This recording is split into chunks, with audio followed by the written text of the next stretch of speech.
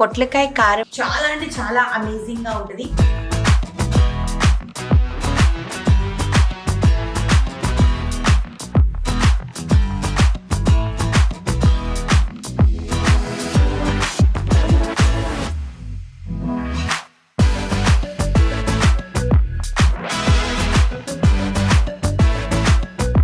అద్భుతం అంటే అద్భుతం.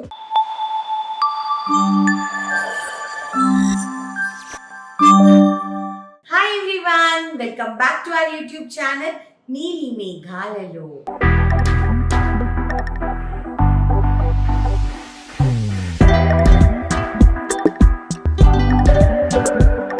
అందరికీ thank you so much. Finally నేను మమ్మీ గురించి చెప్పడం జరిగింది. అసలు ఏమైంది, ఇప్పుడు మమ్మీ ఎలా రికవర్ అవుతుంది, ఇవన్నీ కూడాను తప్పకుండా వరలక్ష్మి వ్రతం ఎపిసోడ్లో మమ్మీని చూపిస్తా నేను. ఎందుకునంటే మమ్మీ ఎలాగైనా వస్తుంది నా దగ్గరికి, వస్తుంది నాకు పూజ చేయిస్తుంది. ఎందుకంటే ఇన్ని సంవత్సరాలుగా మా అమ్మే చేయించింది, ఈ సంవత్సరం కూడా మా అమ్మే చేయించాలి. నాకు ఏ పంతులు అవసరం లేదు, నాకు మా అమ్మే నా పూజారి. నేను ఎప్పుడు అంట నువ్వే నా పంతులు మమ్మీ అని అంట.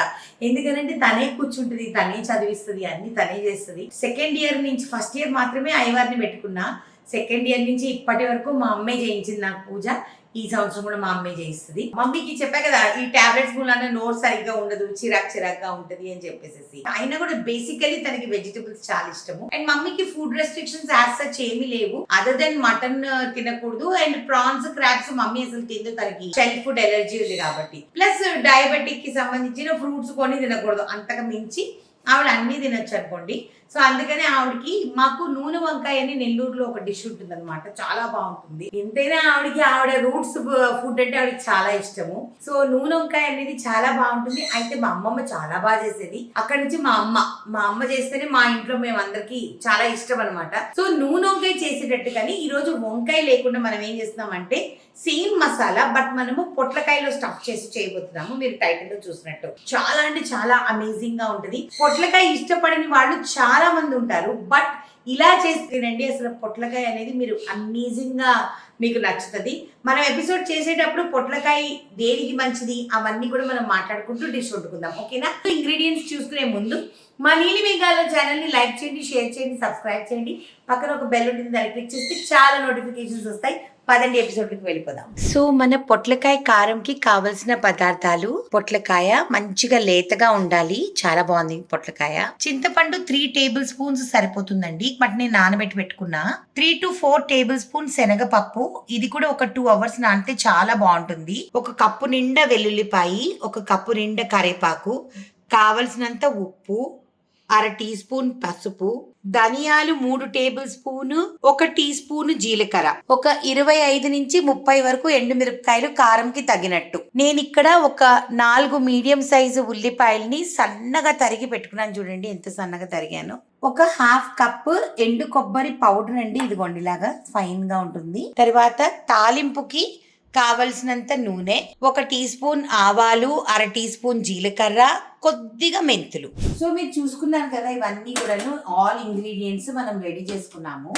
ఇప్పుడు ఏంటి అంటే ఈ పొట్లకాయని ఎట్లా చేయాలి. సో ఫస్ట్ అయితే దీని తోలు ఉంటుంది చూడండి, పైన కొంచెం తోలు ఉంటుంది కదా, దాన్ని కొంచెం తీయాలి. అండ్ లోపల గింజలన్నీ తీసేయాలి. మనకి ఫుల్ ఎంటీ కావాలి. ఇలా కత్తి తీసుకొని ఇలా గీస్తే చాలండి, మనం పీలర్తో తీయాల్సిన అవసరం లేదు. ఇలా గీసేసుకోవాలి, మొత్తము గీసేసుకోవాలి, ఓకేనా? ఇది చూడండి, చూపిస్తే ఇదిగో ఇలా వస్తుంది.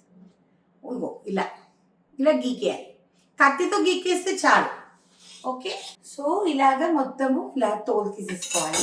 ఇదిగోండి ఇలా నీట్గా, ఓకేనా? ఇంతింత పీసెస్ కింద కట్ చేసుకుంటాము. ఇంతింత పీసెస్ ఇలా ఉండాలి, లోపల గింజ ఉండకూడదు అనమాట. ఒకవేళ ఏమైనా గింజ ఉందనుకోండి, ఇది లేతాయి కాబట్టి మనకి గింజలు పెద్దగా లేవండి. ఇలా ఉంటే ఇదిగోండి, లేతది 1 ఉన్నాయి నాకు అంతే. సో అది ఇలాగా మనము కట్ చేసేసుకుంటాం అనమాట.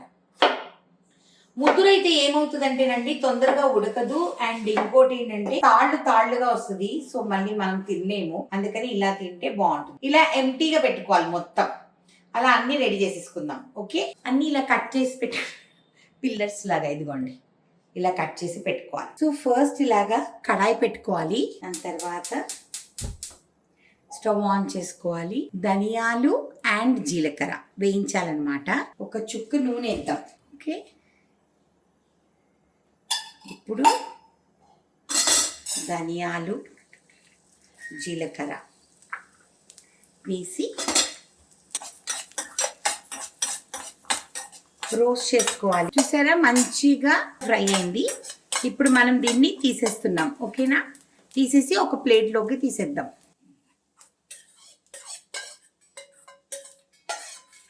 సేమ్ కడాయిలో మళ్ళీ ఒక చుక్క నూనె వేసుకోండి. వేసి ఎండుమిరపకాయలు ఉన్నాయి కదా, ఈ ఎండుమిరపకాయలని మాడకుండా ఫ్రై చేసుకోండి. ఊరికే ఫ్రై అయిపోతుందండి.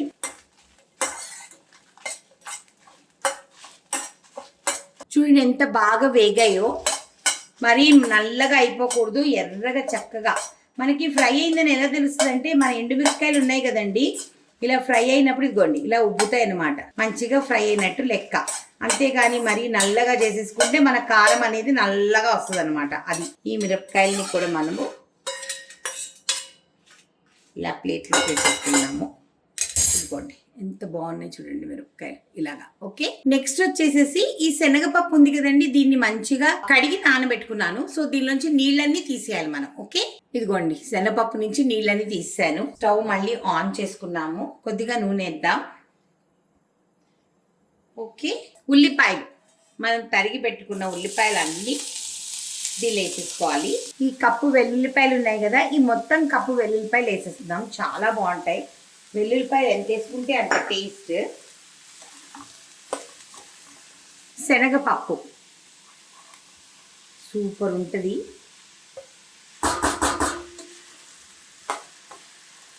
కొంచెం ట్రాన్స్పరెంట్ అయ్యేంత వరకు అన్నిటినీ వేయించుకోవాలండి. మరీ పచ్చిగా ఉంటే మనకు కష్టం అనమాట, బాగోదు. సో ఇప్పుడు మీరు చూసారు కదా, ఇంత ఫ్రై అయితే చాలండి. మనకు మొత్తం ఫ్రై అవ్వాల్సిన అవసరం లేదు, ఇంత ఫ్రై అయితే చాలు. ఇప్పుడు మనము స్టవ్ ఆఫ్ చేసేసి దీన్ని ఒక పెద్ద తాంబాళం తట్టులోకి ట్రాన్స్ఫర్ చేస్తామన్నమాట. ట్రాన్స్ఫర్ చేసి అప్పుడు మనము నెక్స్ట్ పని చేసుకుంటాం. ఓకే, చల్లారాలన్నమాట ఇదంతా.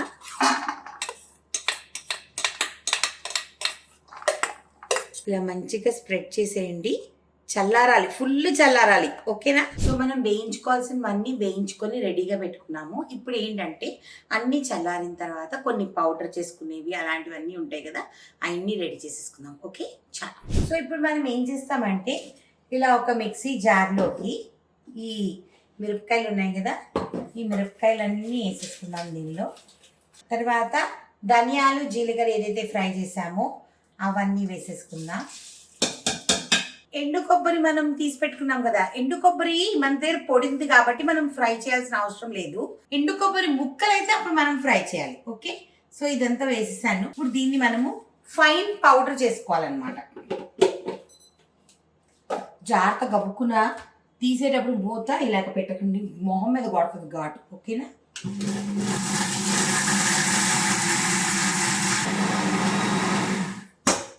ఇంకొంచెం పౌడర్ అవ్వాలి. ఓకే, మంచిగా ఫైన్ పౌడర్ చేసిన తర్వాత చూపిస్తా. ఓకే, ఫైన్గా ఉంది చూడండి. అసలు ఈ పౌడరే మజా అండి, ఇది లేకపోతే అసలు టేస్ట్ లేదనమాట అసలు. ఇలా ఓకే, సో దీంట్లో వచ్చేసేసి ఇది మంచిగా చల్లారిపోయింది కదా, దీంట్లో వచ్చేసేసి మనము ఇదిగోండి పసుపు 1/2 టీ స్పూన్ ఏదైతే తీసి పెట్టుకున్నామో అది వేసేస్తున్నాము. కరివేపాకు దీని నుంచి 1/2 కరివేపాకు వేసుకుంటున్నాము, 1/2 ఉంచుతున్నాం అనమాట. ఓకే, తాలింపు వేయడానికి, తిరగమాత వేయడానికి. చిల్లీ పౌడర్ అంతా మనం రెడీ చేసుకున్నాం కదా, కారము మెయిన్ ఇదేనమాట. ఇది ఎంత కావాలో అంత వేసుకోండి, మీ కారానికి తగ్గట్టు వేసుకోండి. ఓకే, కలుపుకొని చూసుకొని మళ్ళీ వేసుకోవచ్చు. నేను కొంచెం దిట్టంగానే వేస్తా అయినా కూడా. చింతపండు పులుసు ఇది ఒక 3 టేబుల్ స్పూన్స్, సరిపోతే అప్పుడు వేసుకుందాము. ఇదిగోండి 1 2 3. సాల్ట్ తగినంత చూసుకోండి, జాగ్రత్తగా వేసుకోండి. సో ఇప్పుడు నేను మిక్స్ చేస్తున్నా. ఇలా మిక్స్ చేయడం వలన ఏంటి అని అంటే, కరేపాకు అన్నీ మంచిగా ఉల్లిపాయల్లోకి ఇన్ఫ్యూజ్ అయ్యి మంచి వాసన, అసలు సూపర్ అంటే సూపర్గా ఉంటుంది అనమాట. అసలు ఇలా ఒట్టిగా తింటే కూడా ఎంత బాగుంటుందంటే అంత బాగుంటుంది అనమాట. మన పొట్లకాయ ముక్కలు ఉన్నాయి కదా, దాంట్లో ఈ కారాన్ని ఫిల్ చేసేసుకుందాం. ఇలాగా కనిపిస్తుందా మీకు నేను ఎలా ఫిల్ చేస్తున్నానో? ఇదిగోండి, మొత్తం ఈ లోపలంతా ఇలా నిండిపోవాలన్నమాట. ఇలాగా మొత్తం 2 సైడ్స్ ఫుల్ నిండిపోవాలి. ఇలాగ మనం అన్నీ నింపేసుకోవాలి. ఈ సెల్ఫ్ షూటింగ్ ఎంత టఫ్ అంటేనండి, 1 గంటలో అవ్వాల్సిన పని 2.5 గంటలు అవుద్దనమాట నాకు. బట్ దట్స్ ఓకే, ఏం చేస్తాం. సో ఇట్లా చూడండి, ఇలా ఫిల్ చేసేయాలి మొత్తం. ఎంత బాగుంది కదా, అసలు అమేజింగ్. ఇది ఏదైతే మిగిలింది కదా, ఇది మన గుజ్జుకు పనికొస్తుంది. సో డోంట్ వేస్ట్ ఇట్, ఇది మన గుజ్జుకు పనికొస్తుంది. ఓకే, ఫస్ట్ ఒక కుక్కర్ పెట్టుకుందాం. నేను ఈ ప్రొసీజర్ మీరు చాలా కేర్ఫుల్గా చూడాలి. ఎందుకునంటే ఏ మాత్రం అటు ఇటు అయినా the whole concept of this cooking only will go haywire అనమాట. సో అందుకని సో ఇలాగా ఒక పెద్ద కుక్కర్ పెట్టుకున్నాము. పెట్టేసి స్టవ్ ఆన్ చేసుకుందాం.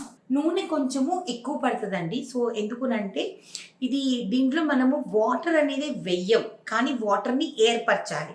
ఎలాగా ఏంటి అనేది నేను ప్రొసీజర్ అయ్యే కొద్ది మీకు చెప్తాను. సో ఏంటి అంటే, సో దీంట్లో మనం నీళ్ళు అనేది వేయం కాబట్టి నూనె క్వాంటిటీ ఎక్కువ ఉంటుంది అనమాట. ఎందుకంటే మంచిగా దమ్లో కుక్ అవ్వాలి. రైస్ కూడా వండుకోలేదండి, డైరెక్ట్ ఇలానే టేస్ట్ చేసి చూపిస్తాను మీకు ఈరోజు. ఎందుకంటే ఓపిక లేదేంటో. సరే ఓకే, రెడీ చేద్దాం. అయితే నేను ఫస్ట్ నూనె వేసి ఆ తర్వాత మీకు చూపిస్తా ఎంత నూనె వేసాను అని చెప్పి. సో ఇది మనం వేసిన నూనె క్వాంటిటీ అనమాట.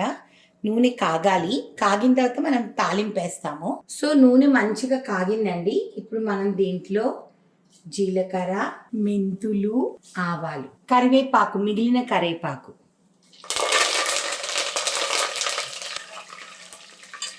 తాలింపు అంతా వేగిపోయిందండి. ఇప్పుడు మనం ఏం చేస్తామంటే, ఈ మొత్తం మన పొట్లకాయలు ఉన్నాయి కదా, ఇది మనము కుక్కర్లో ప్లేస్ చేసేసుకుంటాం ఇలాగా.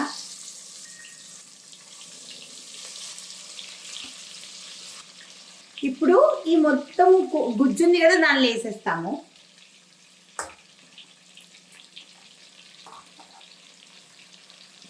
ఒకసారి మొత్తం ఇలాగా కలుపుదాం.